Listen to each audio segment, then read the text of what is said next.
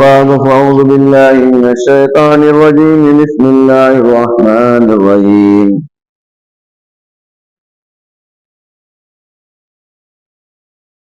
قل بفضل الله وبرحمته فبذلك فليفرحوا هو خير مما يجمعون إن الله وملائكته يصلون على النبي يا أيها الذين آمنوا صلوا عليه وسلموا تسليما اللهم صل على سيدنا مولانا محمد وعلى آل سيدنا مولانا محمد بارك وسلم صلاة وسلام عليك يا رسول الله صلى الله تعالى عليه وسلم آمنت بالله صدق الله العلي العظيم وصدق رسوله النبي الأمين الكريم ونحن على ذلك لمن الشاهدين والشاكرين والحمد لله رب العالمين. محترم حضرات، اللہ تعالیٰ کا لاکھ لاکھ شکر و احسان ہے کہ اس نے ہمیں مسلمان بنایا اور نبی کریم صلی اللہ تعالیٰ علیہ وسلم کی امت میں پیدا فرمایا. اس کا احسان عظیم آج مسجد میں جمع ہونے کی توفیق رفیق عطا فرمائی. یہ محمد سے وفا تو نے تو ہم تیرے ہیں، یہ محمد سے وفا تو نے تو ہم تیرے ہیں، یہ جہاں چیز ہے کیا لوح و قلم تیرے ہیں. طیبہ ہی کو کعبہ مقصد کہیے، طیبہ ہی کو کعبہ مقصد کہیے، دہلیز نبی کو سنگ اسود کہیے. حق ادا کرنا ہے اگر حق تعالیٰ کا تو دل سے ایک بار یا محمد کہیے. حق ادا کرنا ہے اگر حق تعالیٰ کا تو دل سے ایک بار یا محمد کہیے. کرم خدا کا میں امتی ہوں، بھلی ہے قسمت بری نہیں ہے. کرم خدا کا میں امتی ہوں، بھلی ہے قسمت بری نہیں ہے. محمد کے صدقے میں کسی بھی شے کی کمی نہیں ہے، محمد کے صدقے میں کسی بھی شے کی کمی نہیں ہے. قرآن پاک کی جو آیت کریمہ تلاوت کرنے کا شرف حاصل کیا، اس میں اللہ تعالیٰ ارشاد فرماتے ہیں قل بفضل اللہ وبرحمتہ فبذلک فلیفرحوا. اللہ کے فضل پر خوشیاں مناؤ. اس پر اللہ کے فضل پر خوشیاں مناؤ. اب یہ جو خوشیاں منانے کا حکم ہے اللہ کا، یہ اللہ کے فضل پر ہے. اب سوال پیدا ہوتا ہے کہ اللہ کا فضل کیا ہے؟ اللہ کا فضل یہ ہے کہ اللہ نے بے اولاد کو اولاد دے دیا، یہ اللہ کا فضل ہے.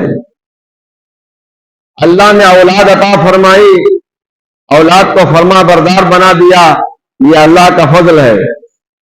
اللہ نے ہمیں جوانی عطا فرمائی، عقل سلیم عطا فرمائی، ہم نے جوانی کو اور عقل سلیم کو اللہ کی راہ میں گزارا، یہ اللہ کا فضل ہے. آج جمعہ کا دن ہے، سب سے پہلے مسجد میں آ کر بیٹھ گئے، یہ بھی اللہ کا فضل ہے. ورنہ لوگ ہاسپٹلوں میں بیٹھے ہیں اور کئی لوگ کورٹوں میں، کچہریوں میں، اسٹیشنوں میں بیٹھے ہیں، اور کئی لوگ پارکوں میں بیٹھے ہیں، کئی لوگ ہوٹلوں میں بیٹھے ہیں، کئی لوگ اپنے گھروں میں سو رہے ہیں. اللہ کا فضل ہم پر ہوا کہ ہم مسجد میں آ گئے. ایسا ہوتا ہے کہ نہیں ہے؟ یہ اللہ کا فضل ہوتا ہے. اللہ جسے فضل کرنا چاہتا ہے، اپنا بنانا چاہتا ہے، اسے اپنے گھر میں آنے کی توفیق عطا فرماتا. یہ سب اللہ کے فضل ہے. اللہ انسان کو بنانے کے بعد اسے عقل سلیم عطا فرماتا ہے، علم دین عطا فرماتا ہے، یہ بھی اللہ کا فضل ہے. اب اللہ کے فضل بہت ہیں. حضرت موسیٰ علیہ الصلوۃ والتسلیم جب اپنے قوم کو لے کر نکلے تو راستے میں ان کا کھانا سر گیا، کھانا پینا سر گیا. فرعون سے بھاگ رہے ہیں، ایک ظالم بادشاہ سے پوری قوم نکل کر بھاگ کر آ رہی ہے. ظالم بادشاہ پیچھے آیا، بیچ میں دریا آیا. دریا موسیٰ علیہ السلام کے ماننے والوں نے دریا عبور کر لیا اور فرعونیوں کو اللہ نے اس میں ڈبو دیا.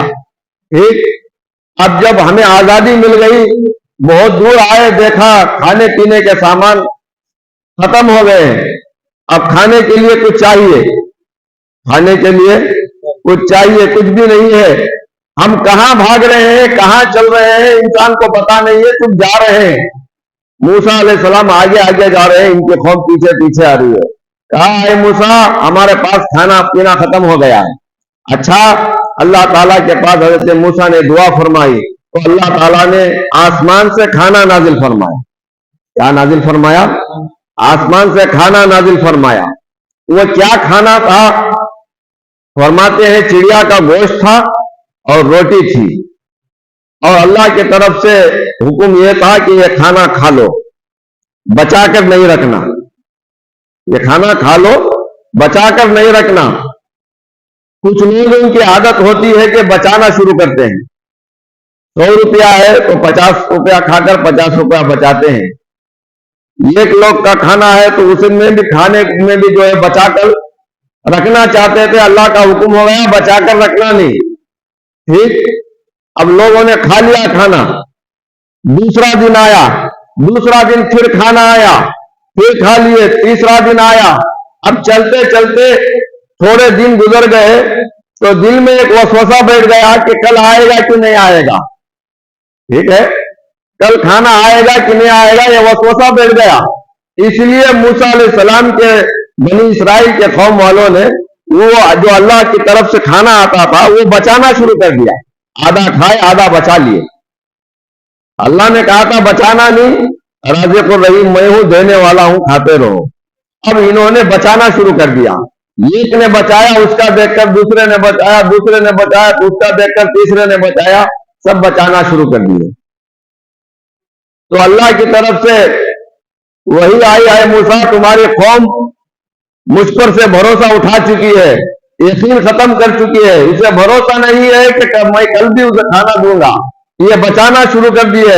لہذا جیسا انسان سوچتا ہے اللہ کے فیصلے ویسے ہوتے ہیں، ہماری ارادے جیسے جاتے ہیں ویسا ادھر سے فیصلے آتے ہیں، جیسے یہاں سے اعمال جاتے ہیں ویسے فیصلے آتے ہیں۔ تو اللہ کی طرف سے فیصلہ آیا آج کے بعد کھانا بند، آج کے بعد وہ جو اللہ کی طرف سے آتا تھا کھانا وہ کھانا بند۔ اب کیا کریں؟ زمین کھودو، زمین میں اناج ڈالو، اناج اگاؤ، اناج کے اگانے کے بعد اس کو پکاؤ کھاؤ۔ پیاز نازل فرمایا، لہسن نازل فرمایا، اس کو پکاؤ کھاؤ۔ اب پھر پکانا کھانا شروع ہو گئے۔ جب راہ راست پر بڑی دور کے بعد اپنے گاؤں آئے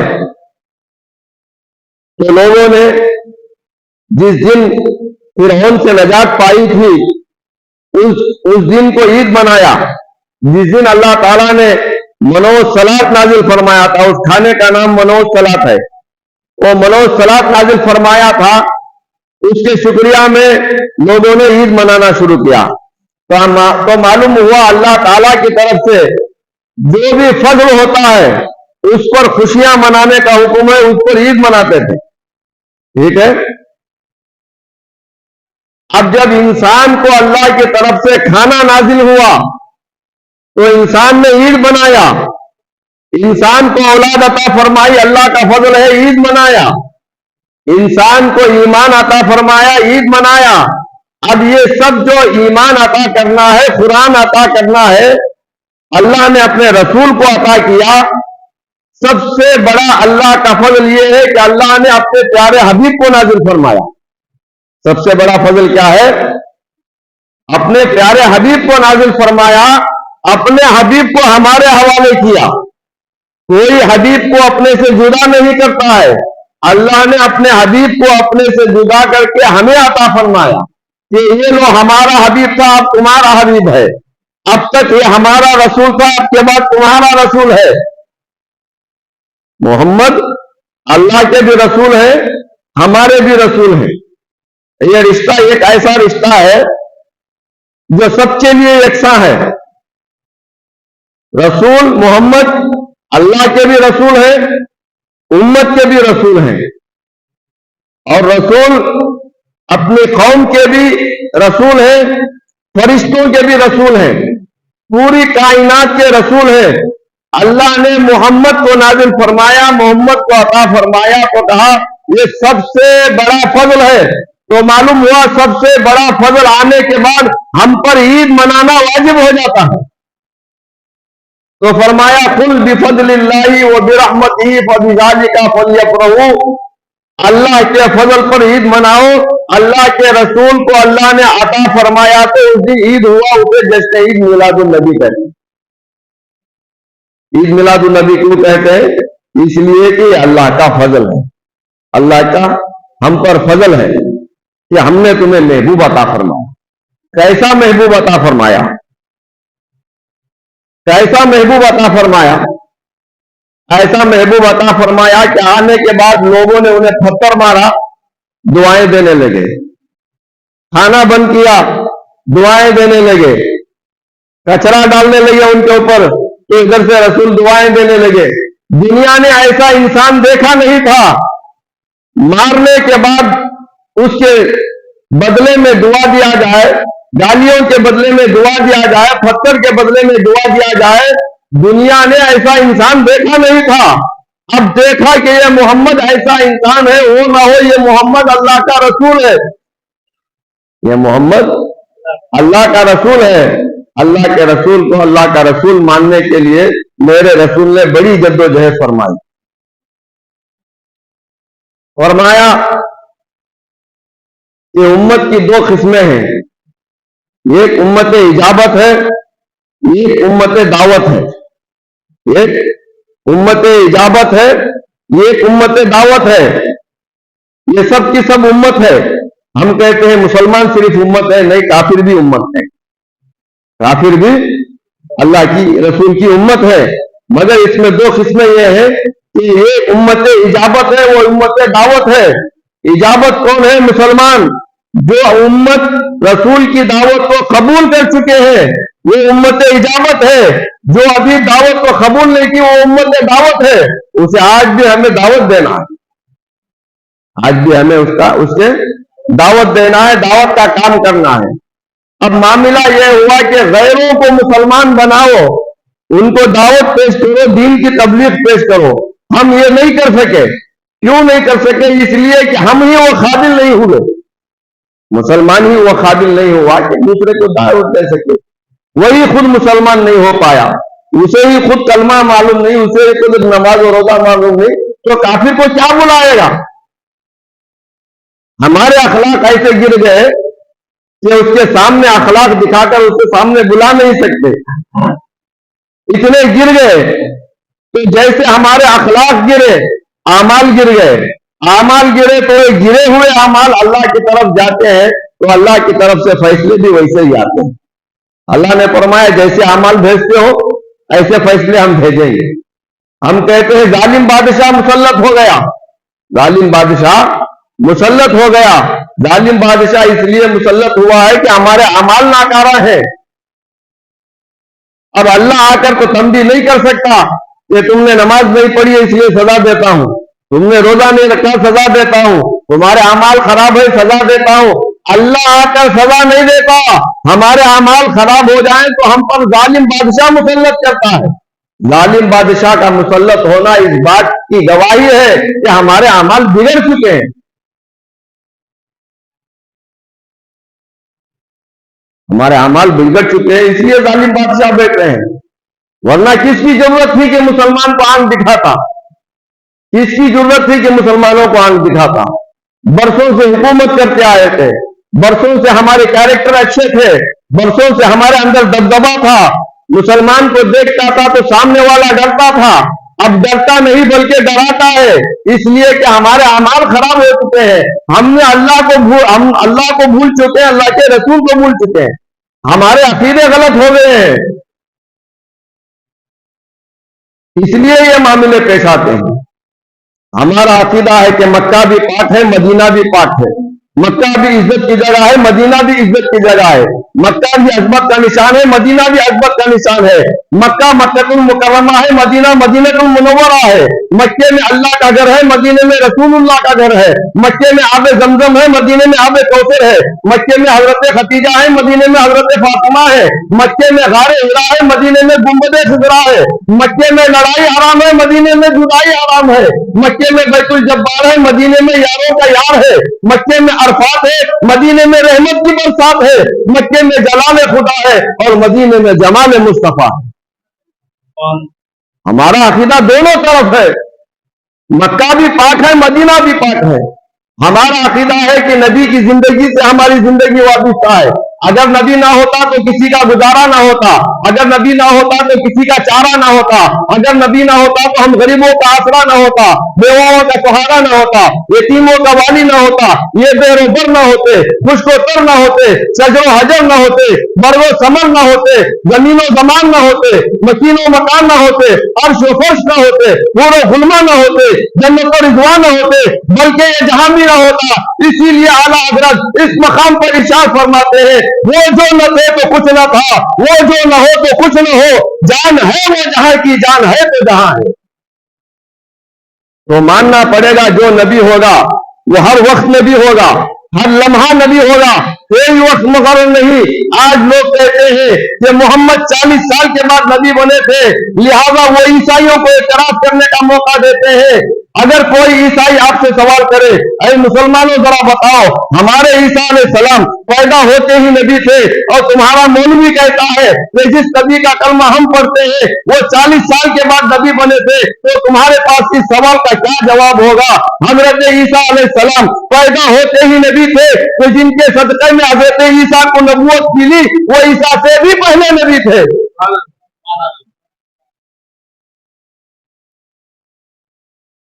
حضرت عیسیٰ چھوٹے تھے، ان کی ماں حضرت مریم کی شادی نہیں ہوئی، فوراً بچہ مریم نے کہا یا اللہ میں اتنی پاک باز عورت، میری شادی نہیں ہوئی، تو نے بچہ عطا کر دیا ہے، میں نے کوئی گناہ و خطا نہیں کیا، اب میں میری قوم میں یہ بچہ لے کر جاؤں گی، میری قوم مجھ سے سوال کرے گی یہ کس کا بچہ ہے، میں کیا جواب دوں؟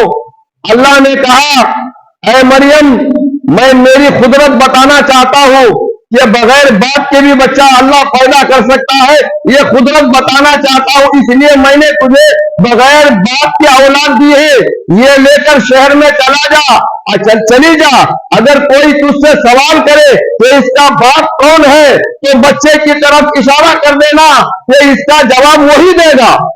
حضرت مریم نے چھوٹے 4 دن کے بچے کو لے کر شہر آئی، لوگوں نے پوچھا اے مریم تیرا باپ برا آدمی نہیں تھا اور تیری ماں بری ماں نہیں تھی، تیرا بھائی ہارون بڑا اچھا تھا، تم 5 باز گھرانے کی عورت ہو، تمہاری شادی نہیں ہوئی، بغیر شادی کے بچہ کہاں سے لے کر آئی ہو؟ قوم نے جب پوچھا تو حضرت مریم نے بچے کی طرف اشارہ کر دیا، حضرت مریم نے بچے کی طرف اشارہ کر دیا، لوگوں نے کہا مریم تو دیوانی ہو چکی ہے، یہ 4 دن کا بچہ ہم سے کیا بات کرے گا، ہمارے سوال کا کیا جواب دے گا؟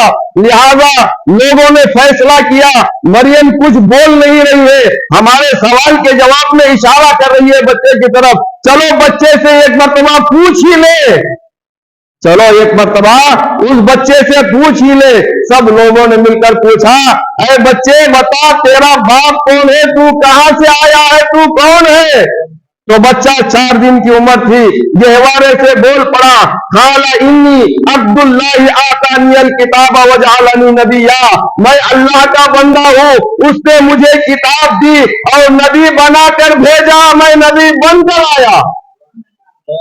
4 دن کا بچہ بول رہا ہے قال انی عبداللہ، میں اللہ کا بندہ ہوں، اس نے مجھے کتاب دی ہے، نبی بنا کر بھیجا ہے۔ یہ کون بچہ ہے؟ آگے چل کر جسے حضرت عیسیٰ کہتے ہیں وہ یہی بچہ۔